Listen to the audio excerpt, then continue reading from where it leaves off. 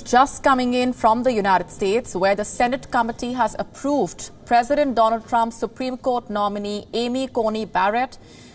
It was an unusual scene as the committee clerk collected verbal votes from the committee while Democrats boycotted the hearing.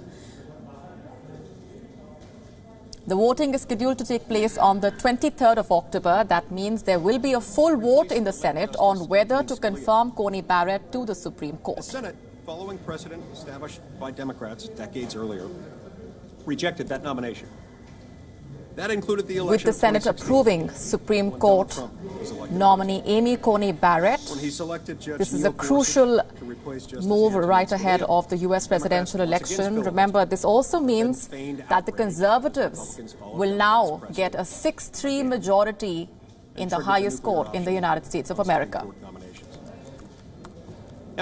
The very appointment and the vote taking place in itself has also become a point over which the two parties, the Democrats and the Republicans, have been sparring. Let's take a listen into these proceedings taking place. Restore the judicial filibuster and simultaneously preserve this important part of the Senate's institutional design and of presidential prerogative. I lost that argument. My position may have been principled, but in the context of the Democrats' relentless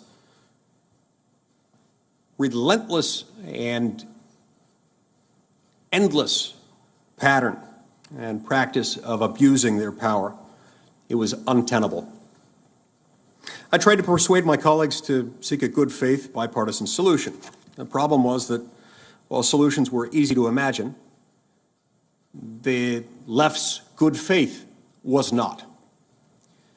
The only precedents Democrats had given us to work with were Bork, Thomas, Estrada, and the nuclear option.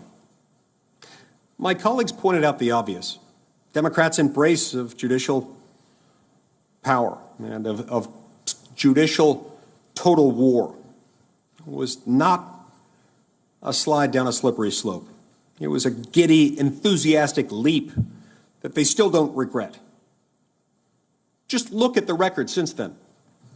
In 2018, when Justice Anthony Kennedy retired and President Trump nominated Judge Brett Kavanaugh to replace him, was there any sign, any evidence whatsoever of an intent to lower the temperature?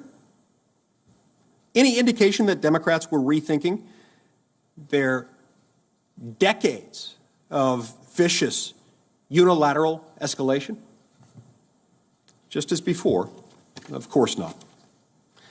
During the Kavanaugh nomination, they stooped to new lows, concocting a patently false accusation of teenage sexual assault against an honest, honorable, and innocent man. Like inquisitors, burning heretics at the stake, torching, sliming, smearing, breaking norms, breaking rules, to slander and strangle the nominations of constitutionalist judges, is simply what the left does. This is a feature, not a bug. This is how they operate. This is what they do. Liberals, not conservatives, turned the Supreme Court of the United States into a super legislature of sorts.